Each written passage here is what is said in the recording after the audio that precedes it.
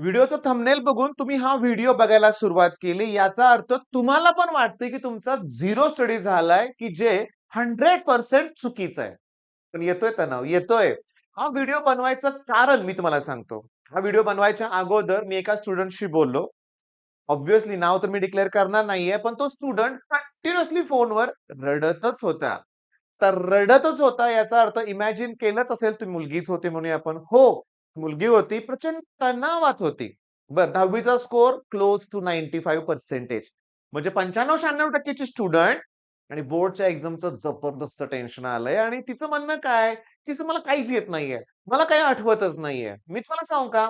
एक लक्षात घ्या. जर यातून बाहेर पडला नाही, तर पुढचं आयुष्य अवघड आहे मी तुम्हाला सांगतो. हो, तुम्ही या अशा कंडिशनला घाबरून सगळं काही सोडून देत असाल, नाही मला येतच नाही असं म्हणत असाल, तर हे सगळं चुकीचं आहे. मला या व्हिडिओत तुम्हाला ना, असं नुसतं मी नेहमी तुम्हाला मोटिव्हेशन देतोय असं नाहीये बाळांनो. मी यातून गेलोय, मला माहिती आहे. मी तुमचा 1 मिनिट वेळ घेतो आणि सांगतो. की इंजिनिअरिंग झाल्यानंतर मुंबईला मी माझ्या काकांच्याकडं सी-ई-टीच्या प्रिपरेशनसाठी गेलो होतो. तर तुम्ही म्हणाल कुठली सी एम-बी-एची सी म्हणूया आपण. कॅट पण एक्झाम मला द्यायची होती आणि सी पण द्यायची होती. सी ऑब्व्हियसली आपल्या स्टेटची होती म्हणूया आपण. जबरदस्त मी तयारी केली होती वर्ष, दीड वर्ष म्हणूया आपण. क्लास लावला होता. क्लासमध्ये पण चांगला स्कोर व्हायचा. सगळं सेट होतं म्हणूया आपण. पेपरला गेलो आनंदामध्ये. क्वेश्चन पेपर हातात पडल्यानंतर ना सगळंच फ्लॉप. का? सांगतो. त्यावेळेस YouTube, Google काय नव्हतं. क्लासमध्ये जे पेपर व्हायचे ना प्रचंड टेस्ट घेतल्या झाल्या. पण त्यात सेक्शन वाईज असायचं. Maths, verbal, non verbal reasoning, English, current affairs सगळं वेगळं असायचं. मग मी काय करायचो, की पहिला मॅथ्स सोडवायचं. त्याच्यानंतर व्हर्बल, नॉन म्हणजे बुद्धिमत्ता, नंतर इंग्लिश, शेवटी करंट अफेअर ही स्ट्रॅटेजी असायची. अरे पेपर हातात पडला, सगळे क्वेश्चन मिक्स होते. डोकं चालायचंच बंद झालं. डोकं चालायचं बंद झालं लक्षात घ्या. बरं असू दे, काहीतरी ओळीनं सोडवूया म्हटलं.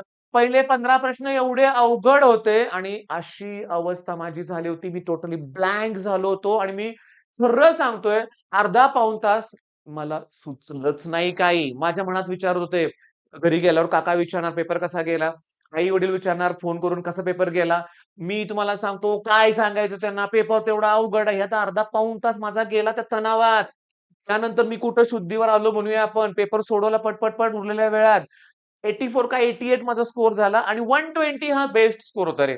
म्हणजे 90 पर्यंत पोहोचलो. 30 मार्क. अर्ध्या पाऊण तासाने मला डिस्टर्ब केलं. मी तुम्हाला सांगतो, तुमचा झिरो स्टडी असू दे, नाहीतर तुमचा 100% स्टडी असू दे. एक्झाममध्ये जे क्वेश्चन येतात, जर तुम्हाला त्यातले क्वेशन्स येत नसतील, त्याचा तणाव घेऊ नका. मी घेतला होता. त्यात माझं नुकसान झालं. पण सांगू का, मी तुम्हाला गाईड करतोय ना आता. मग यातून तुम्हाला बाहेर काढायचंय मला. मग मी त्या स्टुडंटला जे आश्वासन दिलं, प्रॉमिस केलं ते तुम्हाला मी सांगतोय. 13 तारीख, ओके, 14 तारीख आणि 15 तारीख, ओके. 3 दिवस आहेत. उद्यापासून 3 दिवस आहेत. आज 12 तारीख आहे. पण मी तुम्हाला एक रिक्वेस्ट करतोय, की हा व्हिडिओ बघितल्यानंतर तुम्हाला जेवढं जमेल, जेवढे जमेल तेवढे टॉपिक्स कव्हर करा. टॉपिक्स बोलतोय मी. ओके. का? तर कुठलाही टॉपिक घेतला, की तुम्ही त्या टॉपिक मधले कंटाळा आला ना ऐकून माझं तुम्हाला तुम्हाला माहिती आहे मी काय सांगणार आहे आता. डेफिनिशन, डायग्राम, डिस्टिंग्विश लॉज एवढंच करायचं. मग रोटेशनल डायनामिक्स 10 मिनिटात संपतोय. का? त्याच्यात मला डेफिनिशन करायची आहे मोमेंट ऑफ इनर्शियाची आणि लॉ करायचा आहे law of conservation of angular momentum.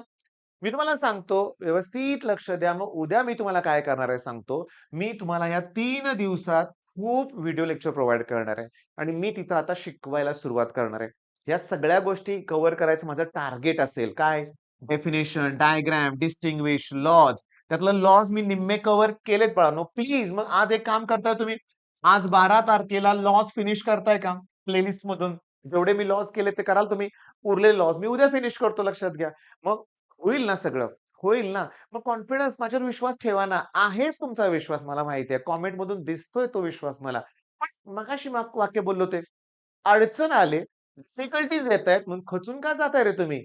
मग तुमचं मन तुम्हाला म्हणतंय की झिरो स्टडी आहे म्हणून. कसं काय झिरो स्टडी आहे? वर्षभर तुम्ही अभ्यास केला नाही. केलाय रे, केलाय. फक्त आता घाबरलाय तुम्ही. या भीतीतून जेव्हा तुम्ही बाहेर याल ना, तेव्हा सगळं छान होईल. शांत झोप आजची गरजेची आहे. मग आज शांत झोपायचं असेल, तर सगळे लॉज तुम्हाला करायचे आहेत. मी सुरुवात करतोय लक्षात घ्या. बघा मी काय म्हणतोय. ए इक्वल्स टू ई. हा कोणता लॉ आहे? किर्चॉफ्स लॉ ऑफ रेडिएशन आहे. सांगतो energy radiated per unit time per unit area is directly proportional to fourth power of absolute temperature. Stefan's law आहे. N equals to 1/2L under root T by M. इथं law of length, law of tension आणि law of linear density आहे. हा पहिला law, हा दुसरा law, हा तिसरा, चौथा, पाचवा लॉ. इथं तीन लॉ आहेत. त्याच्यानंतर सहावा law, periodic time of simple pendulum equals to L upon G. त्यात लॉ ऑफ लेंथ आहे, law of acceleration due to gravity आहे. इथं सातवा पण झाला. आठवा लॉ मी तुम्हाला सांगतो. विस्कस फोर्स जो असतो ना लेअर मध्ये, directly proportional to area of the layer आणि वेलॉसिटी ग्रेडियंट. त्याच्यानंतर नववा प्रश्न की viscous force is directly proportional to coefficient of viscosity r आणि व्ही. नववा लॉ. दहावा लॉ मी सांगतो की angular momentum gets conserved if external unbalance torque act होत नसेल तर, म्हणजे तो ऍबसेंट असेल तर. Law of conservation of angular momentum. Pressure constant, Pascal's law. Pressure जे डिफरन्स असतं ते 2T upon R, Laplace law. किती पटपट सांगायला लागलो ना तुम्हाला. Algebraic sum of current equals to 0, Kirchhoff's current law. Algebraic sum of potential drop आणि algebraic sum of EMF is equals to 0. हा व्होल्टेज लॉ आहे. अरे पट मी तुम्हाला द्यायला लागलोय, 25 लॉ द्यायचे. तर lambda max inversely proportional to T, Wien's displacement law. Okay. त्याच्यानंतर बायोट सावर्ट लॉ, त्याच्यानंतर फर्स्ट लॉ, त्याच्यानंतर सेकंड लॉ ऑफ थर्मोडायनॅमिक्स, त्याच्यानंतर decay law, radioactive decay law. त्याच्यानंतर त्याच्यानंतर अजून लॉ आहेत, मला आठवलं पाहिजेत ना. सांगतो. पास्कल्स लॉ झालं का झालं, स्टोक्स लॉ झालं का झालं, न्यूटन्स लॉ ऑफ विस्कॉसिटी झालेलं आहे, लक्षात घ्या. किती रे, मला अजून 6 लॉ आठवले पाहिजेत. Faraday's law, Faraday's first law, Faraday's second law, 22 नंबरला लेन्स लॉ. लक्षात घ्या, त्याच टॉपिक मध्ये पटकन मला आठवलं. आता 23, 24, 25 3 लॉ राहिलेत. तुमच्या डोक्यात आलं त्या? प्रत्येक लॉ साठी फॉर्म्युला आहे. प्रत्येक लॉ साठी जर फॉर्म्युला आहे, तर law of equipartition of energy, law of equipartition of energy लिहित नाही बरं का व्यवस्थित. आता 2च लॉ राहिले, प्लीज मला तुम्ही सांगा बरं का कुठले लॉचे आहेत म्हणून. म्हणजे प्रत्येक लॉला फॉर्म्युला आहे, प्रत्येक लॉ साठी स्टेटमेंट आहे. लक्षात घ्या, म्हणजे तुम्हाला हे करायचंच आहे. फिट करायचंय. ओय ओय ओय थांबा की थांबा. मॅलस लॉ आणि ब्रूस्टर्स लॉ. तुमच्याशी बोलता मी टॉपिक आठवत होतो बरं का. हे सगळं परीक्षेत आलंय. हो, सगळं आलंय. क्रिचॉफ्स लॉ ऑफ रेडिएशन आलाय. स्टीफन बोल्ट्झमन लॉ आलाय. हे लॉ हे आलेलंच आहे. सिंपल पेंडुलम आलेला प्रश्न आहे, लक्षात घ्या. न्यूटन्स लॉ ऑफ विस्कॉसिटी आलाय. याचा वापर करून कोएफिशियंट ऑफ विस्कॉसिटीचा फॉर्म्युला तयार करायचा आहे. कोएफिशियंट ऑफ विस्कॉसिटीचं युनिट विचारलंय, डायमेन्शन्स विचारलेत, सगळं विचारलंय. Current law, voltage law. Current law मध्ये एक चार्ज कॉन्स्टंट असतो. व्होल्टेज लॉ मध्ये एनर्जी कॉन्स्टंट असते. फर्स्ट लॉ मध्ये एनर्जी कॉन्स्टंट असते. बर्नॉलीज मध्ये एनर्जी कॉन्स्टंट असते. सगळं सोपं आहे. मग आता हे तुमचं टार्गेट आहे. हे आजचं टार्गेट आहे. आता तुम्ही कसं करणार आहे मला सांगा बघू. प्लेलिस्ट. आपल्या चॅनलवरची प्लेलिस्ट ओपन करा. मी तुम्हाला सांगू का? आपल्या चॅनलवर जावा तुम्ही. ओके. YouTubeवर जावा. YouTubeवर गेल्यानंतर सह्याद्री ट्युटोरियलची प्लेलिस्ट सर्च करायचं आहे. मी तुम्हाला सांगतो चॅनलवर तुम्ही आहेच. आता सध्या चॅनलवरचे व्हिडिओ बघताय तुम्ही. ओके. ओके. थांबा. ओके. अरे, अरे माझं हे कुठं आहे? मेन तो कुठं आहे? प्लेलिस्ट बघायची आहे मला. हां, हे. ओके. हे चॅनल आणि या चॅनलवरती प्लेलिस्ट आणि प्लेलिस्टमध्ये थोडंसं खाली जावा बरं का, लक्षात घ्या. असं एक दिसेल तुम्हाला लॉ बघायच्यात आपल्याला. ओके. प्रॉपर सीरीज नाही. हां, इथं बघा. 10 व्हिडिओ आहेत आणि या 10 व्हिडिओमध्ये मी आता ओपन करतोय 10 व्हिडिओ आणि या 10 व्हिडिओमध्ये इथं दिसतील आपल्याला 4 मिनिटाचा एक व्हिडिओ आहे. 4 मिनिटात एक लॉ कव्हर होणार आहे. तर 5 मिनिटं, 7 मिनिटं, 9 मिनिटं, 8 मिनिटं, 6 मिनिटं, 10 इथं 17 आहे. स्टीफन बोल्ट्झमन लॉ 17 मिनिटं का आहे तिथं? अरे तिथं मी 17 मिनिटं काय आहेत? विथ न्यूमेरिकल घेतलंय. लॅपलासला 9च मिनिटं. Law of conservation of angular momentum 12च मिनिटं. मग आता मला सांगा 9 मिनिटं, 10 मिनिटं, 12 मिनिटं. मग ते करायचं.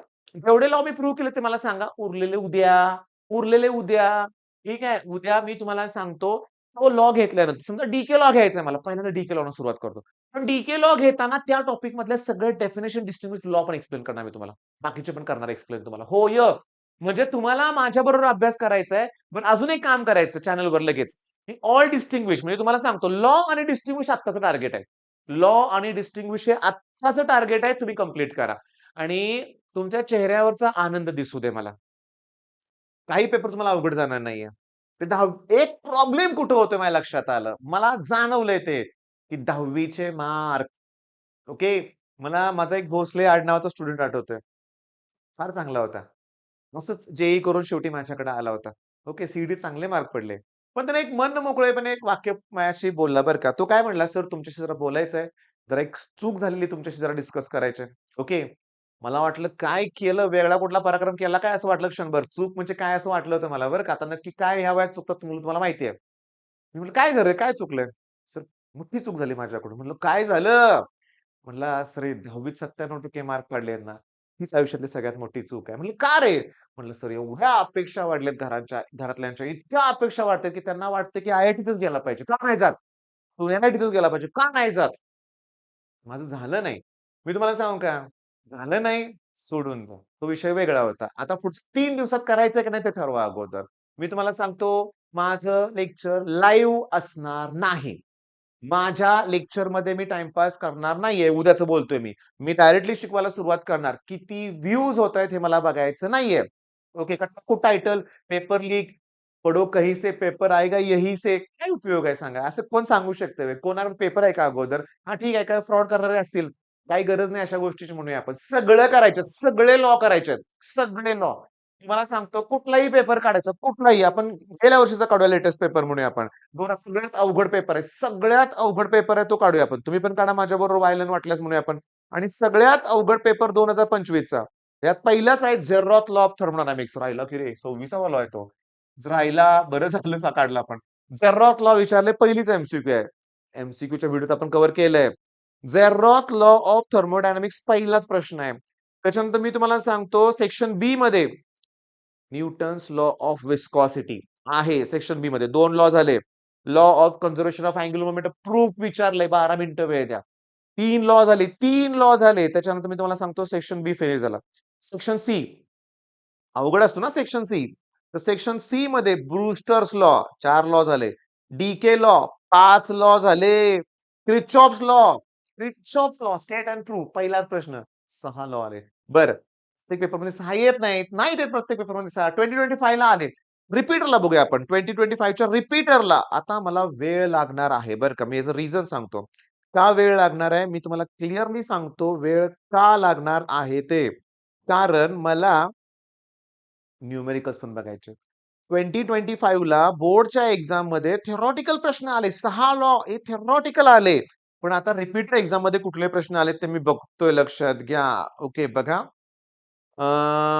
एम-सी-क्यूज मध्ये मला गायरोमॅटिक प्रश्न सोपेच आहेत. Kirchhoff's voltage law deals with conservation of energy घेतलं तर आपण. तो प्रश्न आलाय. एक लॉ दिसतोय मला. ओके. एक लॉ दिसलेला आहे एम-सी-क्यू मध्ये संपलं. आता व्ही-एस-ए मध्ये काय आहे का बघतो मी. Okay. What happens to the substance ferromagnetic substance when it is heated above Curie temperature. अरे क्युरी टेम्परेचर म्हणजे temperature which ferromagnetic substance become paramagnetic. त्यांनी विचारलं फेरोचं काय होणार? पॅरामॅग्नेटिक एक शब्द लिहायचा व्ही-एस-ए मध्ये. एक लॉ नव्हतं बरं का लक्षात घ्या. Define magnetization, define mutual inductance आहे प्रश्न सोपेच आहेत. Effect, thermodynamics, okay. Distinguish with diamagnetic Faraday's law आला. 2 लॉ झाले लक्षात घ्या. 2 लॉ झाले. ओके. त्याच्यानंतर differential, tuning fork, wavelength, okay, diffraction, potential, पोटेन्शिओमीटरचं नाही लॉ मध्ये नाही घेत मी बरं का. डेफिनेशन 3-3 आले त्यात लक्षात घ्या. सेक्शन सी मध्ये odd harmonics are present in the vibration of air column नाही. मीटर ब्रिज डीके लॉ अरे बास ना 3 लॉ आले. 6 मार्काला झाले इथंच. पुष्कळ झालं लक्षात घ्या. 10% वेटेज झालं. 10%. 10% डीके लॉ परत रिपीट झाला बरं का. मार्चला आला होता, फेब्रुवारीला तर परत जुलैला रिपीट झाला. आयसोथर्मल प्रोसेस माझं काय होतं माहितीये का? झालं, जमलं. त्याच्यावरचं न्यूमेरिकल आले 3 मार्काला. 9 मार्क झाले लॉला. 9 मार्क झाले लॉचे म्हणूया आपण. त्याच्यानंतर तुम्हाला सांगतो ब्रूस्टर्स लॉचं न्यूमेरिकल आलंय. 2 मार्काला आलंय. सेक्शन डी मध्ये शेवटचा प्रश्न आहे. 11 मार्क झाले. म्हणजे तुम्ही आज जर हे केलं, लॉस सगळे केले, ओके जेवढं होईल तेवढं. थोडं डिस्टिंग्विशचे प्रश्न केले, तर आजच तुमची 10-12 मार्काची तयारी होते. आणि उद्या तुम्हाला 30 मार्काची तयारी करून घेणार आहे मी तुमच्याकडनं. ओके, परवा आणखीनचे 30 मार्काची तयारी करून घेणार आहे. झाले की 70 मार्क. पैकी 70 पडायचे. मी तुम्हाला सांगतो काय आहे माहितीये का, की मी असंच एक छान YouTube चॅनल आहे बरं का. आता YouTube चॅनल मला इथे दाखवत नाही, ते कॉपीराइटचा पॉइंट असतो. त्यात एक मस्त एक शॉर्ट होता बरं का. चांगलं चॅनल आहे बरं का, नावच आठवेना. असं कार्टून टाइप त्यांनी व्हिडिओ तयार केला होता. ते काय म्हणले, की आता YouTubeवर असे तुम्हाला थंबनेल दिसतील चटकदार म्हणूया आपण. अशी लोकं तुम्हाला बॉडी दाखवतील. कसं दाखवलं होतं बरं का मी तुम्हाला म्हणतील आणि म्हणतील, "बच्चों 2 दिन में 90% 2 दिन दो, 2 दिन में ये करेंगे, 2 दिन में वो करेंगे." मी तुम्हाला सांगतो, चमत्कार होणार नाहीये. पण जे आपण या सध्याच्या ज्या मेंटॅलिटीमध्ये आहे ना, त्यातून तर बाहेर पडू शकतो ना आपण. त्यातून मला तुम्हाला बाहेर काढायचं. मी म्हणत नाही तुम्हाला की तुम्ही टॉपरच होणार. पण ते टार्गेट सेट करायचंय आपल्याला. बनायचंय टॉपर त्या दृष्टिकोनातून अभ्यास करायचा. ओके. पासिंगचं टार्गेट ठेवणार असेल तर उद्याचे लेक्चर अटेंड पण करू नका. जेवढं जास्त मार्क पडता येईल तेवढे पाडायचे आपल्याला हे लक्षात घ्या. ओके. बरं मग आता हा व्हिडिओ तुम्ही बघितलाय? पास करताय आता. लॉला सुरुवात करताय. करा आणि काही असेल तर मला WhatsApp कॉल करा बाळांनो आणि आमच्याशी फोन केल्यानंतर ना बाळांनो डाउट विचारा. तुम्ही काय होतंय फोन ठेवतच नाही आणि इतकं आम्हाला पण प्रेशराईज होतोय की तुमचं ते रडणं सहन होत नाहीये. ओके. त्यामुळं सर मी आता करणार आहे अभ्यास फक्त आशीर्वाद द्या एवढं म्हणा. ते बी WhatsApp मेसेज करा. प्रत्येकाचे कॉल होत नाहीत रिसीव्ह लक्षात घ्या. करा सुरुवात. All the best.